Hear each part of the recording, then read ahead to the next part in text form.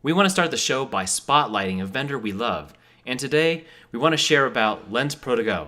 Lens Pro To Go is the place to go for your lens and camera rentals. Whether you're in the market for new photography gear and you want to try it out before you buy it, or you just need a lens you don't currently own for an upcoming shoot. These guys and gals are awesome sauce. They are all pro shooters themselves, so they're available to answer any questions that you might have. They ship anywhere in the U.S., and they include round-trip shipping in their prices and don't require any deposits. Oh, did you mention that they ship in Pelican cases? Oops, I totally forgot. Go to lensprotogo.com to get started and tell them Togtools sent you. So enter Togtools Podcast to get 10% off. Check them out. Here's the program.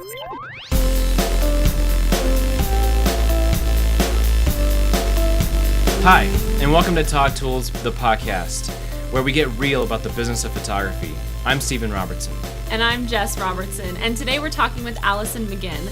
Allison is a wedding and engagement photographer based in Southern California, and we were recently introduced to her and were blown away when we heard her story. She started her business 2 years ago and is now booking up to 30 weddings a year. She was also a 2013 pick for the Knott's Best of Weddings. So we're so excited to have her here today to share with us about her business. Welcome, Allison. How are you today? Great. Thank you for having me in this chat with Togtools. Thank you for being here. We appreciate it. So obviously we gave you a little bio. What did we miss? What can you fill in for us and give us a little bit of background? Let's see. Well, before I was a photographer, I taught English to high school and middle school students for 5 years. I did go to college for English and photography, but back in the day, it wasn't that long ago. I think I was in college from 2002 to 2006. We were still doing all film. So digital is fairly new to me. But anyway, I just, what I didn't mention earlier when we were chatting is I do all digital. So I know there's a lot of film photographers out there, but I haven't touched a film camera since I think 2006. So wow. All digital. Do you miss it? Do you ever think about going back? Not really, because what I really liked about film was developing it all on my own. And as a wedding photographer, I just, that sounds like a nightmare to me. So you don't want to develop like 2,000 photos? Why not? Not really, but who knows? Never say never. Right, so, right. I do have a few second photographers that I work with that do shoot film. They shoot digital and film, so they'll bring along a film camera and then get those negative scan and give them to me. But now I think, at least for now, with my business, digital makes more sense. Yeah. Very cool. That's nice to have some second photographers, though, that have film cameras, just to have that. That's really cool. Yeah, and they love it, but not for me. At least, like I said, never say never, but right. For now I'm good. Right. Very cool. Yeah. Well, let's talk a little bit about your business. So we mentioned that you're doing up to like 30 weddings per year now. I know you recently had a little one, which yes. we were talking about makes it a little bit harder to keep up that kind of that kind of pace. But yeah, you would still say you're doing about 20 to 30 weddings per year? Yes. And also from when I first started my business to now, which I know I didn't start my business too long ago, is I just find with my management of my business and also being a mom that weddings are just what I do in engagement photography. So stay pretty focused on that. That's why I take about 20 to 30 a year. Very cool. So this is kind of crazy because you started just recently, like 2 years ago. You're still a baby photographer in many respects, if you think about it. But yet here you are booking, up to 30 weddings a year. How does that happen? Talk to us about how that actually came to be.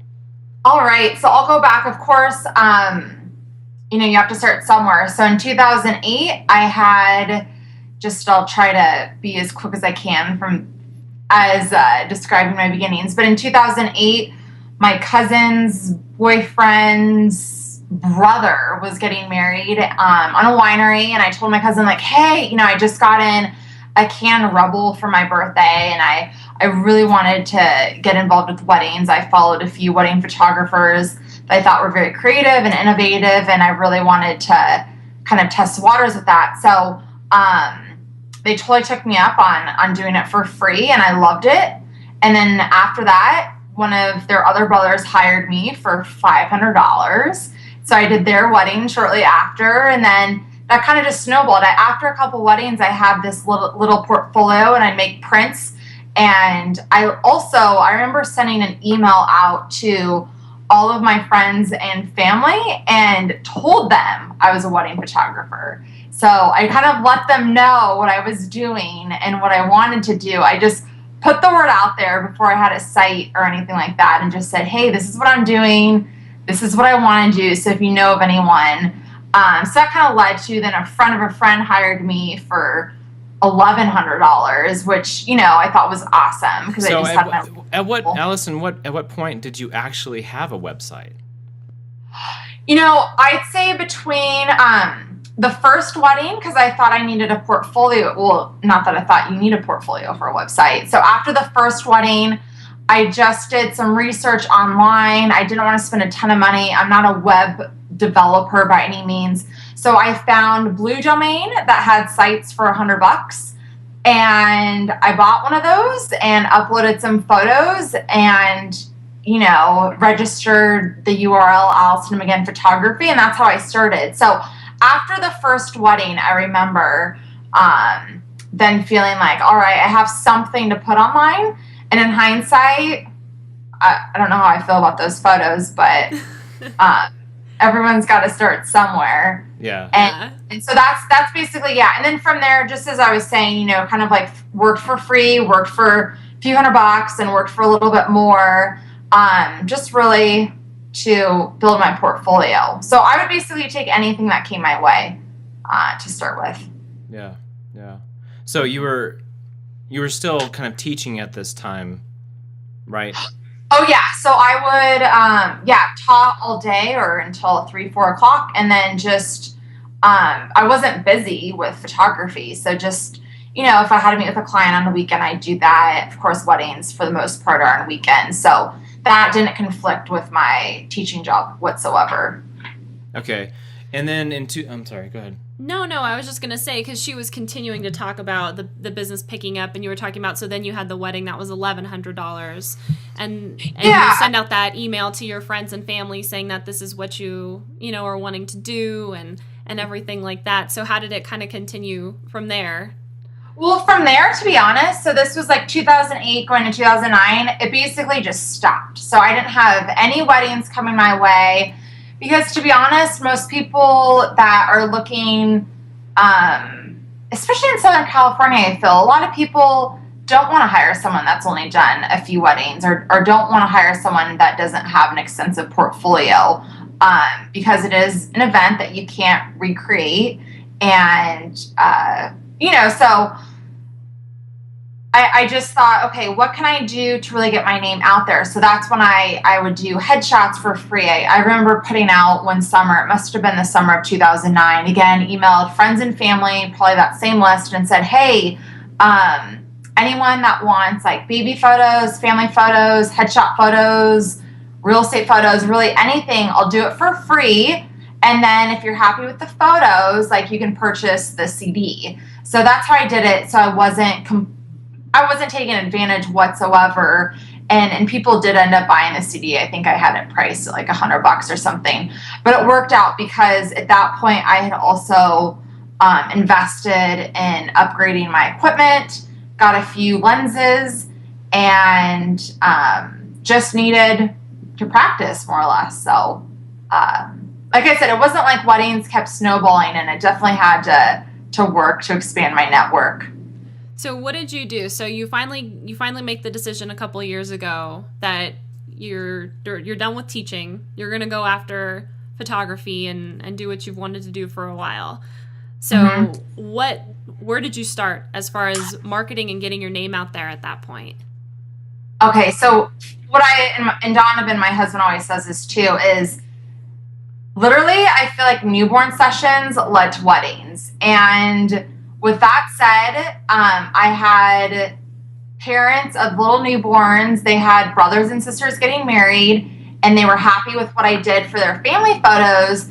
So they said, hey, you know, we have a friend, Allison, who's getting into wedding photography. Check her out. So my point is, a lot of those clients that I built up through that time when I was doing all this portfolio building led to recommending me for weddings. And I'm trying to stay on track here with my mind. Let me think about this. So that really led to my first bigger wedding with a coordinator, with a venue that is has a good reputation, with a catering company that has a good reputation, with a cake maker, with a video guy. So I feel like, you know, finally, not that the other weddings that I did weren't significant. It's just they weren't really in the little niche that I wanted to be in. So that was in 2000. Trying to think if I was still teaching at that point. No, I think it was right when I stopped teaching that I got that first, like, quote unquote big wedding, where they bought an album and all that jazz, you know, hired me for 11 hours, second photographer. And so basically, like, what I did with that wedding is I was like, okay, I have these images. They, in my opinion, like, turned out pretty well. I worked really hard on it. I just kept a really good relationship with that coordinator. I kind of held on to all just a little bit that I had going on. I submitted that wedding to Ceremony Magazine, and thankfully that got picked up. So I was pretty blown away with that. Wow. And then also, what did I do with that wedding? You know, of course, shared images on my blog and whatnot, but I feel like I just took those images and, you know, made flyers. I made some marketing information. I sent little marketing trifold packages to the coordinator at the venue. So I really did maximize all that I could with that one, quote unquote, big wedding that I got from a friend. And that really snowballed into a bunch of other things, because at that point I wasn't on the Knot. I did start a Facebook page. I did have my website that I did then updated with photos. So, not to say I just took one, but I really maximized. I really worked with the little bit that I had and tried to spread the word a little bit more. Yeah, that's amazing. Yeah, I think that's like such great advice too. Really like is. to take, like, even if you just get that one, you know, first, what if it's a big wedding, or maybe you want to do I feel like with weddings there's a lot more of that networking opportunity, like you were talking about. You have the magazines and the coordinators and the venues and different people that you can kind of continue to work with. But that's great. And I will say I did, and I don't do this anymore, but even for that wedding, because let's be honest, I kind of didn't know what I was doing. And in a lot of ways is I went to the rehearsal, which I wasn't paid for, but I went to the rehearsal, checked out the venue. One of the coordinators took me in a golf cart, showed me all the different locations. So I really did a ton of preparation for this wedding. And I feel like because if I did that, it all worked out well. Mm-hmm. I feel not that I expected a nightmare situation, because it wasn't, but I wanted to, you know, a lot of photographers put on the part that they've done a lot more than they had. And I really hadn't done much of anything as far as weddings. So I definitely prepared.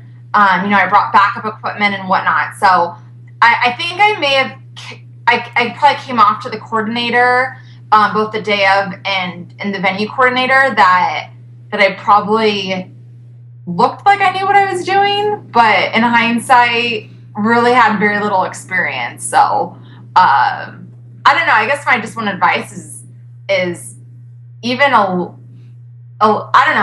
even a little something can go a long way. See, I think that's just really interesting, because here you're not even feeling confident as, you know, a wedding photographer, like in this particular echelon. You're kind of like, oh, this is a big wedding kind of thing, and that kind of. And now all of a sudden you're bringing in like a second. How did you kind of balance that kind of like confidence in yourself versus like having a second come in? And did you feel confident in their abilities, or did you feel like their abilities superseded your own? I mean, how did that all play out for you? Oh, that's a good question. I did feel confident, and for a few reasons. I knew my camera, and the reason why I knew my camera is because I had done those bajillion other shoots with the families and the headshots and the real estate stuff. So I knew my equipment pretty well, not as well as I know it now, but well enough to not leave a lot of room for error. And the other thing is, I feel like even we all have different life experiences. I feel like just as a teacher, I learned over those 5 years just how to manage people and situations. So it didn't really, even though I was super nervous going into it, it didn't really faze me during the whole wedding. Because I felt prepared, and like I said, I knew my equipment, I knew what I had to do. I know how to work quickly, so that's, efficiently. That's awesome. Very cool.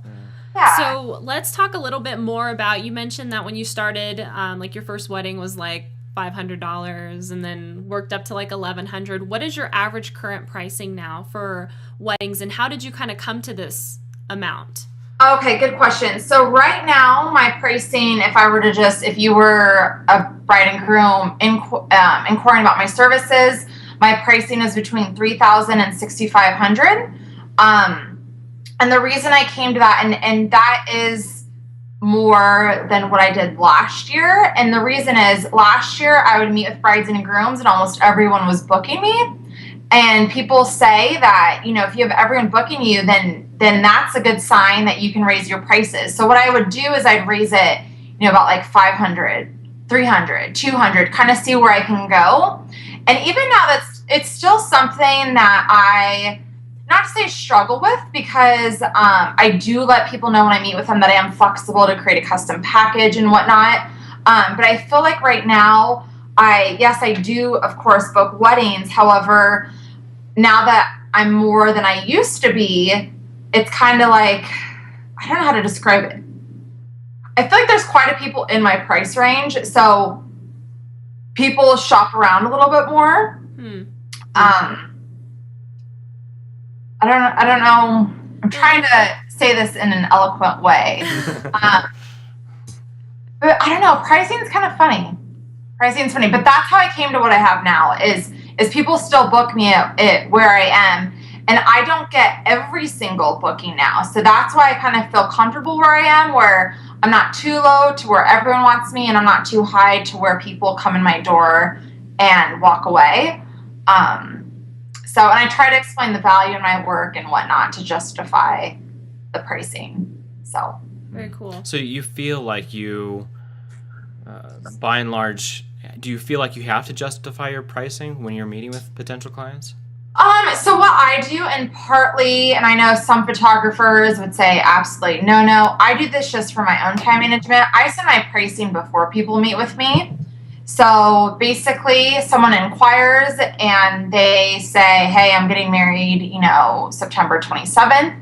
Are you available? And if I am available, then I say yes and ask them a few other questions. I do send them my pricing. So my point is, every single person I meet with knows my pricing.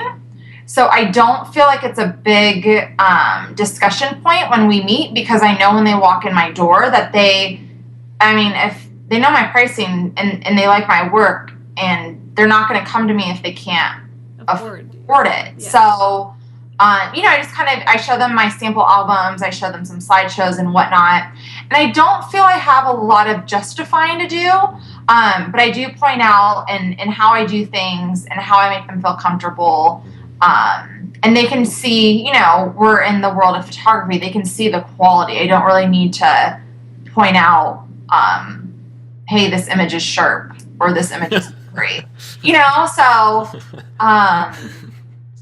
I feel like, I kind of let the photos talk, and then I ask them more about their day. So something that I do is I kind of put myself already in their wedding day, and we'll say it just like in a subtle way, like, oh, when I photograph your wedding, when you're getting ready, and when I'm taking pictures of you getting ready, this is what I'll do. That's awesome. So that's kind of what I do, just so that they feel comfortable.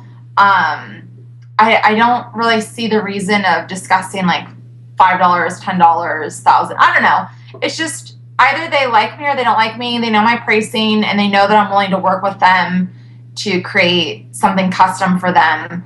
And yeah, some people say, hey, can you stay an extra hour, which I'm happy to do. So, anyway. Let me ask this question. Do you feel like you have identified your customer, your client? Yes and no. Yes, in the respect that I feel like my clients are very easygoing, and just not. I'm trying to describe it. My clients like typically like aren't pretentious. They're pretty easygoing. A lot of them, photography is like the most important thing of their wedding day. Over maybe say florals or a videographer, like they come in and say like, we want your work for our photography. That some people I may be a little bit of a stretch, but they make it work. I don't know. I mean, I love my brides and grooms, and I don't know if that's because our personalities mesh and they really trust me. I don't really have a lot of brides and grooms kind of micromanaging me, but I don't think that, and then I say no because I don't feel like that quite identifies, I don't know. I don't think I've quite found exactly what it is. So I think what I'm kind of hearing is that you're saying that you're noticing a little bit of a trend with the people that you're working with, as far as, how they are easygoing and how you do just click and all of those types of things that you're talking about. But as far as if you had to kind of nail it down and market to a specific type of person on your website, you're maybe not at that point yet, where you've been able to say, these are the types of weddings, or these are the types of couples that I'm, going after. Right now, it's just more of like brides and grooms. Yes, and that is something that I have thought about, and I'm not sure whether that's. I'm glad you're asking this question, because I don't know if that's something that I really need to nail or should nail, because I do find that I have a pretty wide variety of different types of weddings. Different styles, very different venues. Some, of course, church weddings, other just like outside super casual weddings. I will say, if I had my choice, my favorite types of weddings are backyard weddings. But I do formal weddings. I do more casual weddings, and these brides and grooms are all paying the same rate. So I don't know. Just kind of, that's why I was just thinking of like their personalities are all kind of similar in a way, even though their weddings are different. Yeah. What makes them similar though? They just, we have just a built-in trust. They're all just easygoing, kind people. I feel like I really photograph just very kind, generous, loving. People have asked, hey, have any of your couples gotten divorced? And I'm like, absolutely not. Just couples that you really see that they're in it for each other. And, a lot of my couples, not that you have to have a baby right away, but a lot of my couples have already started families. And I don't know. So I'm just thinking of words to describe them. I guess family oriented is even a word. Also couples where the wedding's not all about them. They make it about other people. So I don't know. I feel really fortunate to work with who I've worked with. I definitely, and I'm not just saying this because I'm on the internet right now, but I've never worked with anyone that I haven't really enjoyed working with. So just, so that's kind of why I'm just like, I don't really have a certain type of client as far as style and whatnot, but I don't know. So that's why yes and no. But in a way you do. Yeah, I mean, that totally makes sense. Like based on what you described, in a way you totally have a specific type of client. So even if they aren't all backyard weddings or whatnot, but exactly. And actually that reminded me, because I was talking to one of my second photographers the other day, and all the second photographers I do work with, they have their own businesses. I kind of work with 5 or 6, and depending on their availability, they work with me or I have to ask another one. And their type of client, which I thought was interesting, I never really have thought of age, and I'm not age sexist whatsoever. But their type of client is they described as being older. And now that we're talking more, I have mostly younger brides. So maybe that's something else. All first marriages, at least that I know of, and all younger brides. Like, we're talking last weekend, my bride was 26 or is 26 years old. Tomorrow, my bride's 24, 25. So I find that, I don't know. So that kind of maybe, not that you should put age with a person, but I feel like they're a little bit younger, like let's say 30 and younger. I haven't had any weddings that have been, I've had some weddings of people in their 30s, but that's also still young. So, anyway. Cool. Well, in terms of, marketing, in your price range, you were mentioning how, obviously there's a lot of noise in that space. How do you kind of like stand out from all that noise? It's hard. I'll be honest. It's like really tough. I think what I do is, and to be honest, like the knot has worked great. And if, I think it's money well spent, especially to get started. But I find that in order, let's say there's like a lot of noise on the knot because I'm one of hundreds of photographers on there for California, or one of thousands. But I've kind of realized that, my assets for my business are just referrals from past clients. They're also friends of mine that have friends, and they're also coordinators and venues. So my point is, well, the knot was great for helping me like fill in weddings, because I kind of like hit a plateau where I wasn't booking a lot because not all my friends are getting married, or not all of their friends are getting married. And so that did really help boost a lot of things. But from that, now I get referrals from my knot brides that I've already done weddings for. And it also just has helped me build my credibility. So I find that I just don't rely on that for marketing. And if I did, then I wouldn't be doing very well. So I'd say like the knot and that whole thing is just a portion of who I want to reach. Right. Yeah. Very cool. So you would say that the other thing would be just mostly referrals, as far as any other kind of marketing that you currently do? Because I really don't do any, I don't do much marketing. So the knot I pay for advertising, and that's, people, I think, getting the Best of Knot 2013 is great because it gives me more credibility. However, when it comes down to it, it's like marketing with good reviews.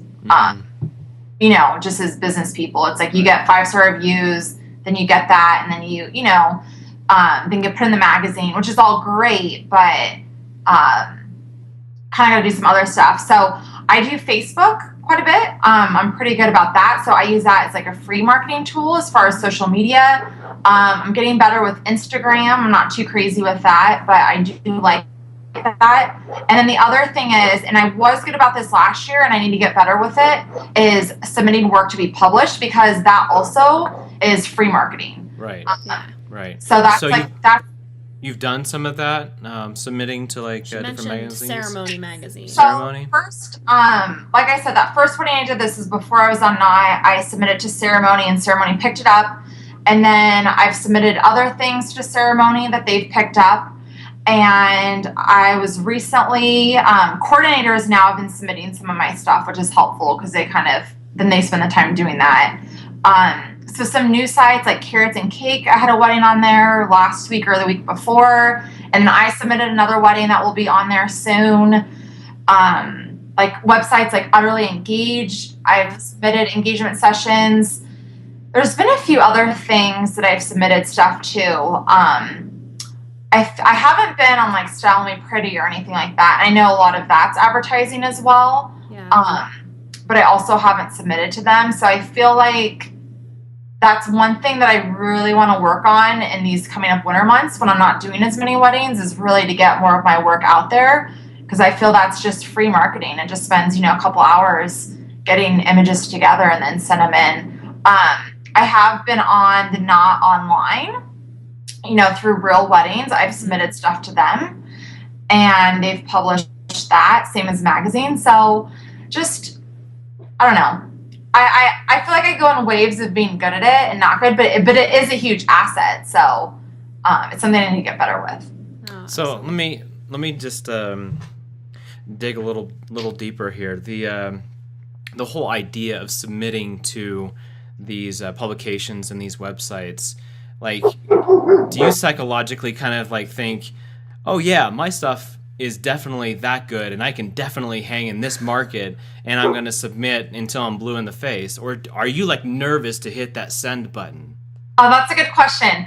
I will say, I remember last year, I kind of don't check it out anymore because I got kind of bitter, but I submitted a few weddings to Green Wedding Shoes because I love that site. Yeah, and they me couldn't too. pick up anything. And I'm like, you know what? It really, it kind of gets discouraging after you get like a polite email that's like, we don't think your work's a fit for right now.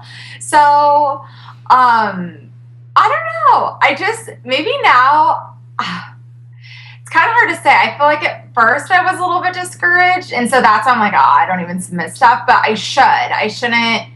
It's just honestly something just with, having a baby now. And I do get my work back to my clients in a timely manner. And I am very client oriented, that I've been more focused on my brides and grooms than kind of my other side of the business with submitting work. But like I said, that's something I need to do. And I do it. Like I submitted something last week, but I need to be more on it. And I need to not be, because I don't know what they're going to pick up. So I need to not really be afraid, I guess. Or Yeah. see. Yeah. But no, I hear what you're saying. Like sometimes I'm just like, I don't know if this is good. Or I don't know if this like was as, because it's all, they love the details. I don't know if this was as detail oriented as if they, what they want to do. But So you're like I said before, relatively still in your baby phase.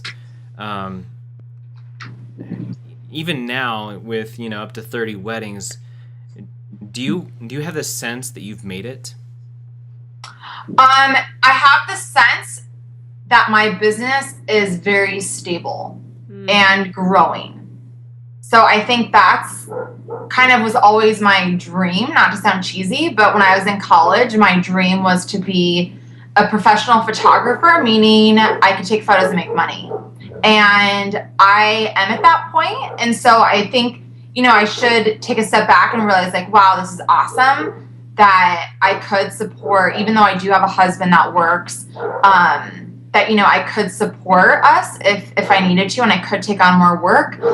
And so in that respect, I hope I answered your question, but not that I've made it, but that I have a lucrative business that, I employ second photographers and yeah, things are working. Are those your babies in the background? Those are my fur babies, and I love your fur babies. I just have to mention that because I do hear them in the background. I saw pictures. Oh, you I saw saw pictures I haven't seen online, and they're the cutest. They're black labs, right? yes, those are my fur babies that love. I closed the door, but I'm trying to peek out at them. No, it's totally They got, okay. they got really annoying around 5:00, but.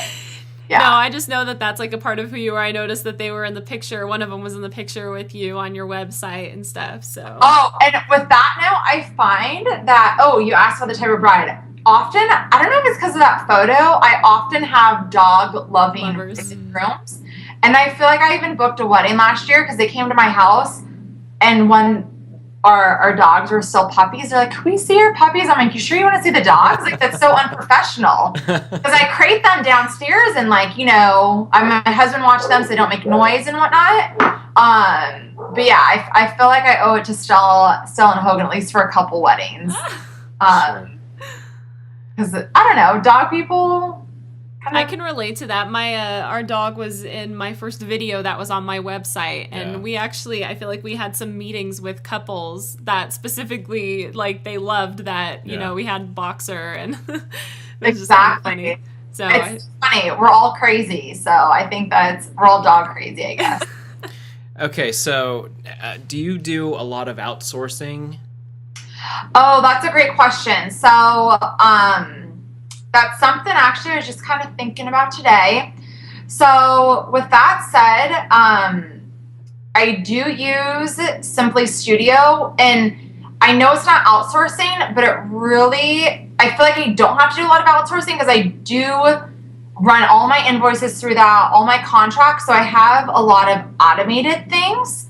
Can you tell us a little bit about that for the people out there who maybe haven't ever heard of Simply Studio? Yeah. Explain what that is. Yeah, so I basically, I use Simply Studio, and I recommend using a studio system just because, I mean, this is like, I still do a lot of this, but this is like what I bring to my weddings. Yeah. So basically, like, I'll print stuff from that to bring to the wedding, like as checklists and whatnot.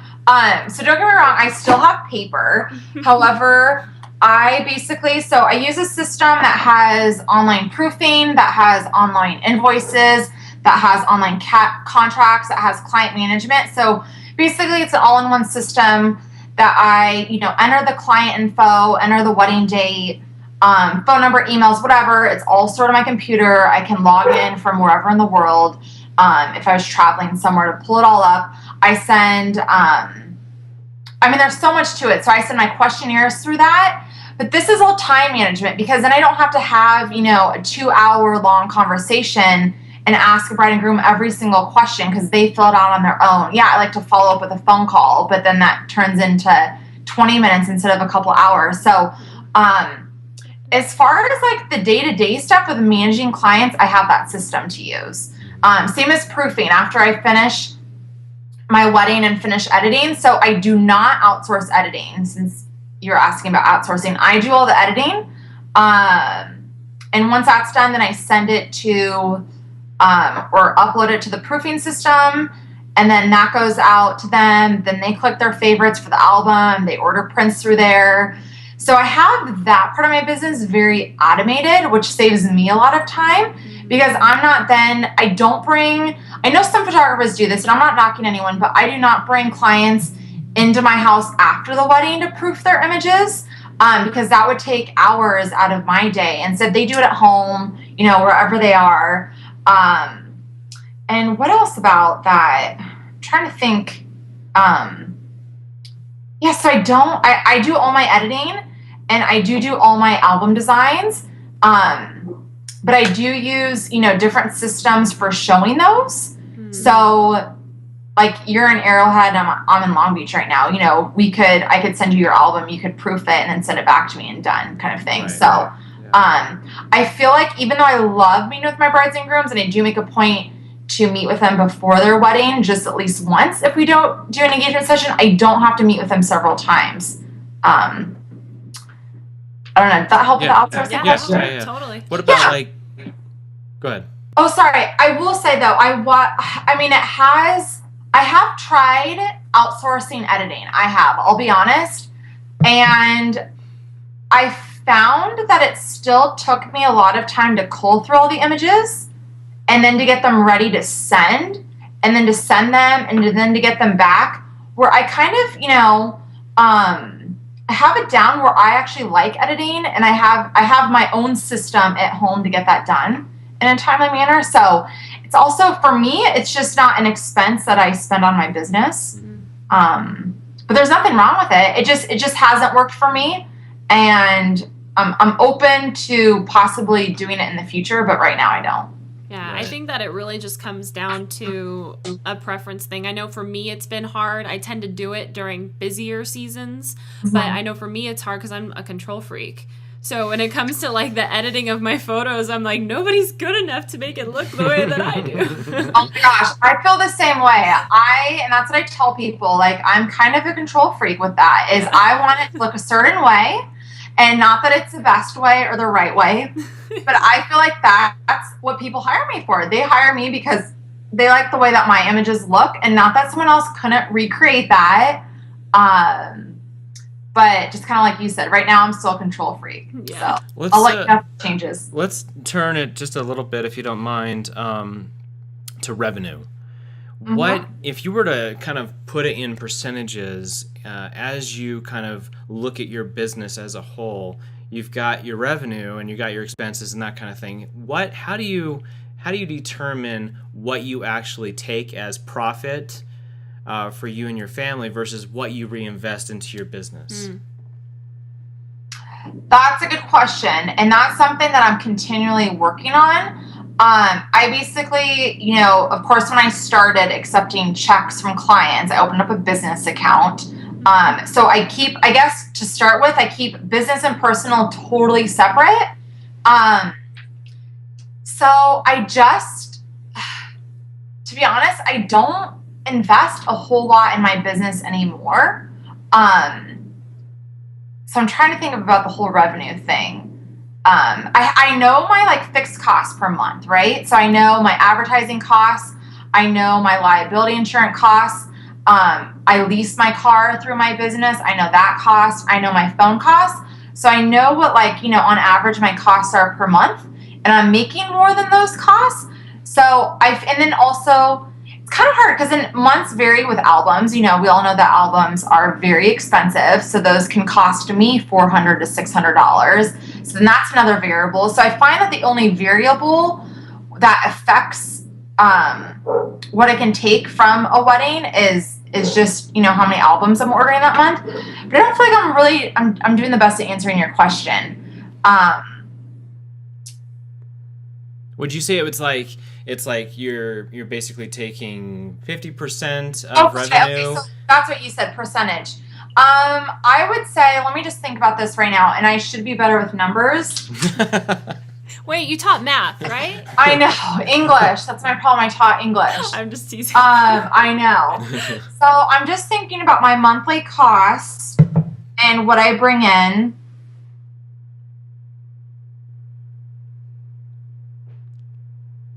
I'd say it's fair to say I'm even thinking about this month as an example. And I know this month I'm doing 4 weddings, and it's not always, December I'm not going to be doing 4 weddings. But I'd say probably my revenue is at least 60%, at least.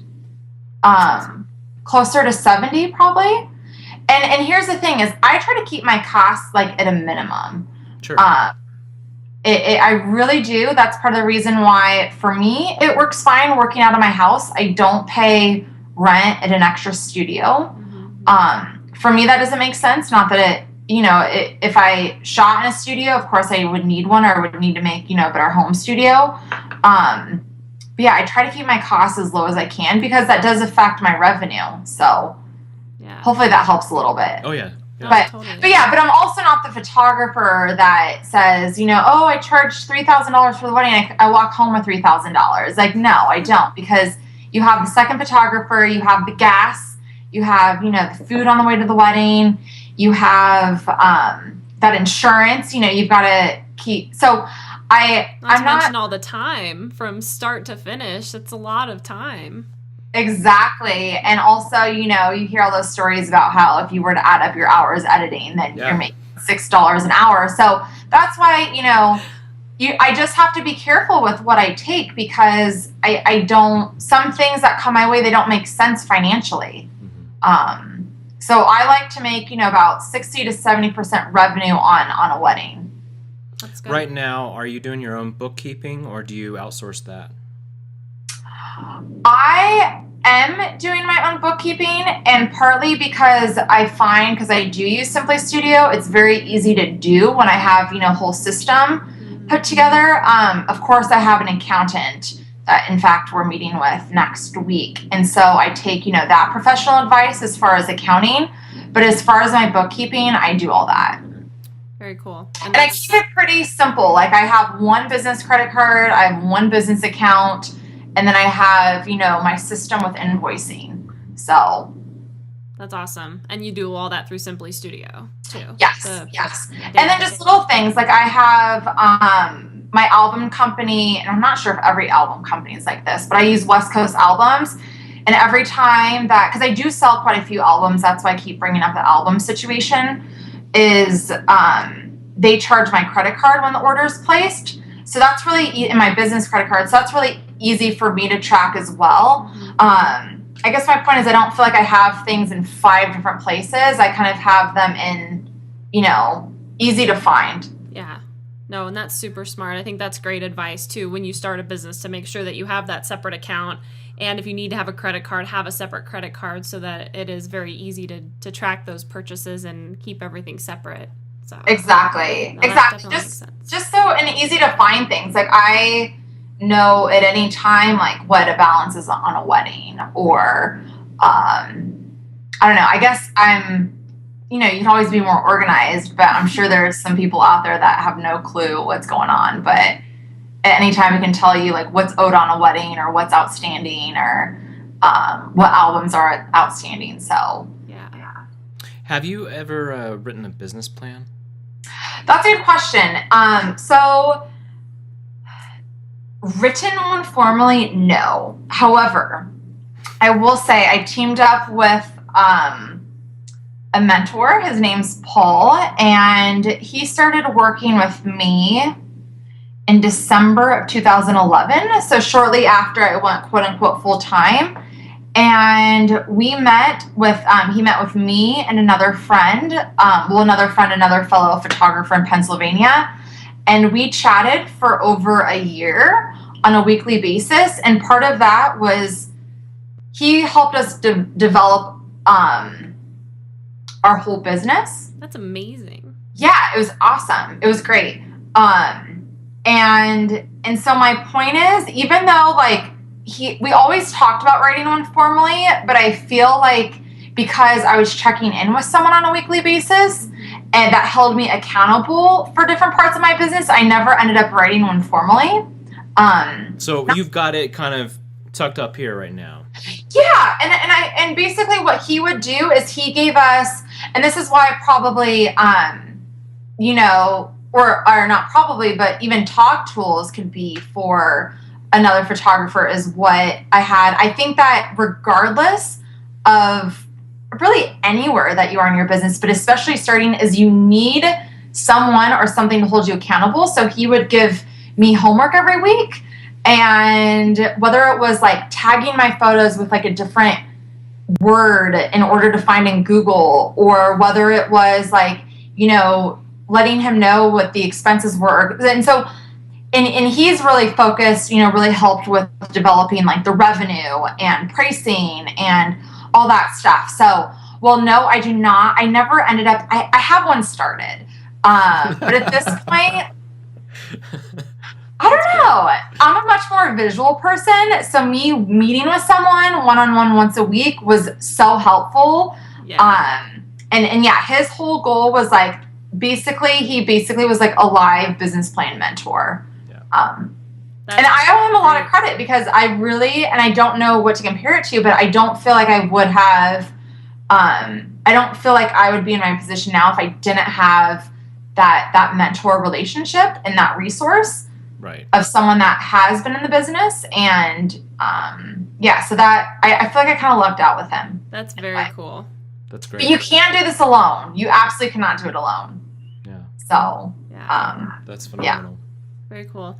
So I know we're kind of taking up a lot of your time here, so I think we'll wrap it up. Do you want to each just ask one more question? Yeah, that's fine. Go ahead. Why don't you go first? Okay. I kind of want to talk about like the biggest obstacle that you feel like you've had to overcome with starting the photography business, whether it was, a fear-based thing, like that type of thing, or whether it was an actual obstacle, like needing to come up with the money to get the gear to whatever. So I don't know what that would be for you, but what do you feel like is the biggest thing you've had to overcome, and how did you overcome it? How did you deal with it? That's a great question, and I've been thinking about this one. I'm trying to decide what answer I want to give you. Gear was not a big obstacle, and that was partly because I was still working, so I had another job. And I didn't go in debt for gear, which was a good thing. But I did, of course, made sacrifices with not going on vacation and whatnot. But yeah, gear was huge, and that is very expensive. I'd say my biggest obstacle has just been streamlining my editing process, meaning when I first started, I dilly-dallied. I put all these funky filters and whatnot. I would spend a lot of time on one image. And I bring this up as an obstacle because I used to have the time, when I didn't have a kid, I didn't have dogs. I had a husband that worked all the time anyway, so I would just stay up late at night editing. And so my biggest obstacle, I think, has been time management with editing. And I feel like I could always be better. But someone gave me, and this is in part of the mentorship, is I only try to look at a photo a couple times. Meaning, you know, I cull through them, I look at them once, and I should only really look at them twice. Meaning when I go back and edit them. So I think that's been my biggest obstacle, because as we all know, you can drown in editing. And so it's just kind of keeping check of my time management and cranking that out. And also, I don't spend a lot of time per image at all, like a couple seconds. So where I used to spend like let's say 10 minutes. So and you have to with weddings. I mean, with that many images, yeah, like you're saying, you can't afford to spend more than a few seconds. Yeah, but I feel like I used to, and that was just something, you know, if I'm at my computer and just behind the editing screen for days, then I'm not meeting with clients, I'm not getting out there, I'm not doing other things. So yeah, I think that's. Let me ask you this: do you feel like your work has suffered, or is any, you know, less than what it used to be when you were spending 10 minutes per image? No, in fact, I think it's better because now my images are not over processed. Yeah. And where before, even like once in a while, even when I go to some stuff back from last year, I'm like, oh wow, that looks a little bit too orange, or a little bit too green, or a little bit too black. Where now I just, of course, like we all get better with time and experience. Now I probably shoot a little bit better. You know, out of camera. And so that's really helped me. And I know how to work with different lighting situations. So I'd say all in all, like it takes time to overcome the editing obstacle, but that's kind of been my biggest thing, because you can be swamped in it. And the other thing is, I know I talked about gear, how that wasn't one. I also did not go crazy on gear. So I just, you know, all in due time, when I'd make some more money, I'd buy a different lens or buy a different flash and whatnot. So that's why. Do it gradually. That's cool. Yeah, kind of gradual. So what's the final question? Well, hey, you actually had a follow-up. No, well. Yeah. What's one piece of advice that you would give a new photographer who's coming up? I'd say think of everyone as your ally. Meaning, you know, you kind of want to be, not that you want to kiss everyone's butt, but just think of everyone. Everyone could potentially be an asset to your business, whether that's like your neighbor and not everyone's wedding photographers. I know that, but everyone knows somebody. And so I think just is, you know, keeping allies, making friends, being friendly, being kind. And, you know, with that, you also got to have some confidence too. So, you gotta we all have different confidence levels, but yeah, I'd say just make friends and keep in mind that everyone knows somebody that could help your business. What's you get a follow-up question now too. What's if you don't mind, Allison, what's your biggest challenge you feel you're facing in your business right now? Not saying no to more things. That's great. That's a great answer. Yeah. I'm a yes person, and I literally get anxiety like saying the no word. Yeah. I can't relate to that. I don't know what you're looking at me for. Yeah, no, like even for example, and I'm only saying this because I know that it's on Togtools and not like out with my friends, but even tonight I'm going to shoot a rehearsal, and I'm not being paid for it, and I'm shooting the wedding tomorrow that I'm being paid for, but it's for a friend, and it's one of those situations like, oh hey, come shoot the rehearsal. And like, so I think it's like, and they asked me again, and I mean, they are, you know, I'm getting paid to work tomorrow, but my point is, like, I have a really hard time saying, like, no, that's not going to work. Right. So I think, like, a fine line of, like, not being taken advantage of. Yeah. especially with friends and family, Yeah. you know, everyone always wants photos of something. So even tonight, it's like, it doesn't seem that hard to come for an hour, but it's like getting ready, childcare, dinner, whatever it is. So not saying no. Yeah. Or even like with past clients, them wanting me to do other stuff for them and like just wanting to say yes and not saying no. So that's one of my personal problems that I need to work on. Well, also this problem too. I think a lot of people That's a great answer. Oh, totally. That. Absolutely. So I completely relate and understand. I know that I have a problem with that too. Yeah. And I think I don't know. It's tough. Let me know if you find an answer to that. There's a book called The Power of No. I know that. I remember my mom There reading is? Okay. Yeah. Because, see, I expect other people to say no. So I don't know why. Yeah. Yeah. I remember reading a quote by Steve Jobs, and he said something to the effect of like, focus is learning how to say no. And I really dig that. Cool. That's really cool. All right. Well, remind me of that one because I think I need to like print out a big quote about that. Constantly saying yes. And you know, even if it's like making money, like even if it's making money and saying yes, but it's just then I find sometimes if you say yes to everything, you sacrifice other things, whether it's like family time or for me, it's like my sanity or, Yeah, absolutely. So it's not all about making money, not making money at times. It's just, you know, we've got lives outside of work. Sanity too. Absolutely. Oh. Well, we just want to thank you so much for taking the time to do this. Where can people find you if they want to connect with you? Oh yeah, so they can well, let's see. I'm on Facebook, and that would be just Facebook with the, what's the word you say after that? I don't even know. Slash Allison, ALLISON .MAGINN.photography. Also, my website is www.AllisonMaginnPhotography, and I'll spell that out. It's ALLISON photography.com. And then from there, you can like click a link to my blog and Facebook and all that. And then also my email is Allison, ALLISON @AllisonMaginn.com. And the last part is ALLISONMAGINN.com. Hopefully I spelled my name right all those times. I think so. I was following. I know. I spelled it out like 5 times, but you never know. That's great. That's great. Well, I know this has just been amazing, and congratulations on your success. That is just tremendous, and we just hope the best for you in your business. Thank you. Same with you.